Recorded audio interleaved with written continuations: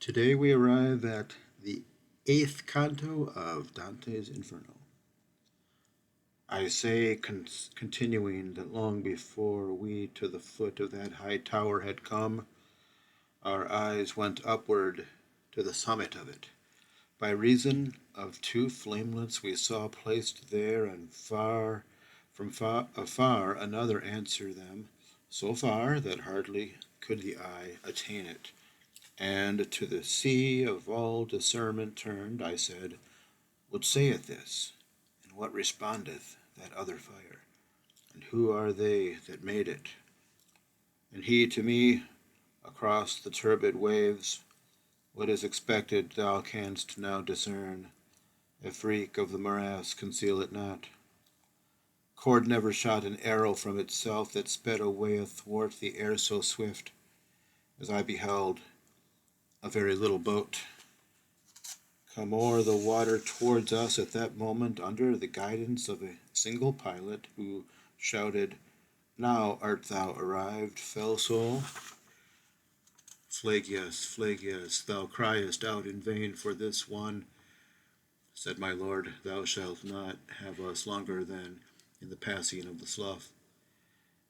As he who listens to some great deceit that has been done to him and then resents it, such became Flagius in his gathered wrath. My guide descended down into the boat, and then he made me enter after him. And only when I entered seemed it laden.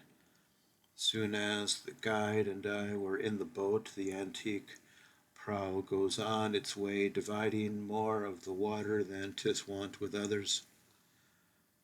While we were running through the dead canal, uprose in front of me one full of mire, and said, who art thou that comest ere the hour? And I to him, although I come, I stay not. But who art thou that hast become so squalid? Thou seest that I am one who weeps, he answered. And I to him, with weeping and with wailing. Thou spirit maledict, do thou remain, for thee I know, though thou art all defiled.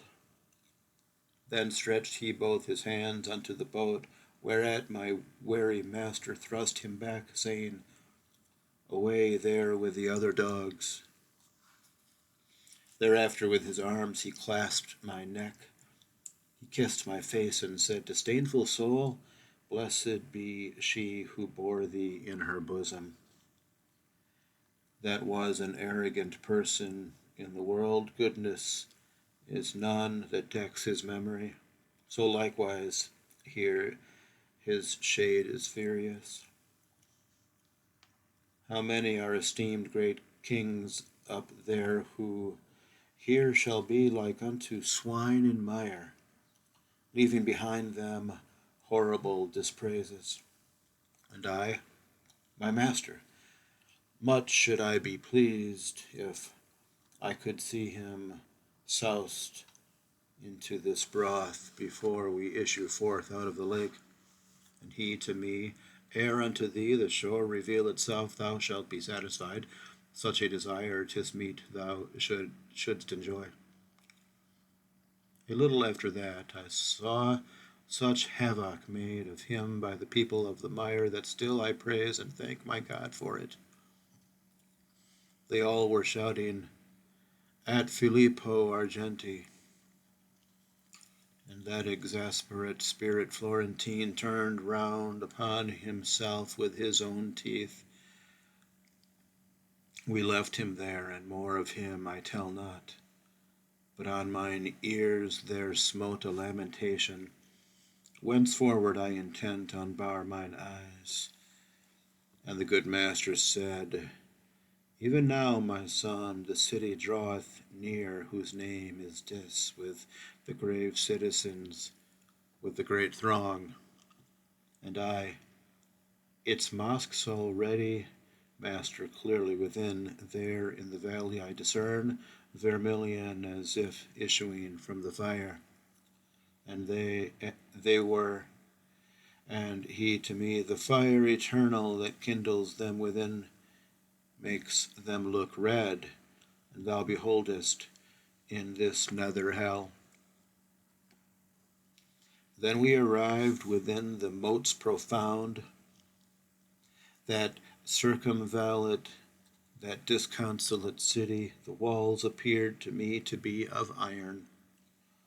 Not without making first a circuit wide, we came unto a place where loud the pilot cried out to us, Debark, here is the entrance. More than 1,000 at the gates I saw, out of the heavens rained down, who angrily were saying, Who is this that without death goes through the kingdom of the people dead? And my sagacious master made a sign of wishing secretly to speak with them. A little then they quelled their great disdain, and said, Come thou alone, and he begone, who has so boldly entered these dominions. Let him return alone by his mad road. Try if he can, for thou shalt here remain, who hast escorted him through such dark regions. Think, reader, if I was discomforted at utterance of the accursed words, for never to return here I believed. O my dear guide, who more than 7 times hast rendered me security and drawn me from imminent peril that before me stood, do not desert me, said I. Thus undone, and if the going farther be denied us, let us retrace our steps together swiftly. And that Lord, who had led me thitherward, said unto me, Fear not, because our passage none can take from us, it by such is given. But here await me and thy weary spirit comfort and nourish with a better hope, for in this nether world I will not leave thee. So onward goes, and there abandons me my Father sweet, and I remain in doubt. For no, and yes, within my head contend. I could not hear what he proposed to them, but with them there he did not linger long, ere each within in rivalry ran back. They closed the portals, those our adversaries, on my Lord's breast, who had remained without, and turned to me with footsteps far between. His eyes cast down, his forehead shorn, had he of all its boldness, and he said with sighs, Who has denied to me the dolesome houses? And unto me, Thou, because I am angry, fear not, for I will conquer in the trial, whatever for defense within be planned. This arrogance of theirs is nothing new, for once they used it at less secret gate, which finds itself without a fastening still. O'er it didst thou behold the dead inscription, and now this side of it descends, the steep, passing across the circles without escort, one by whose means the city shall be opened.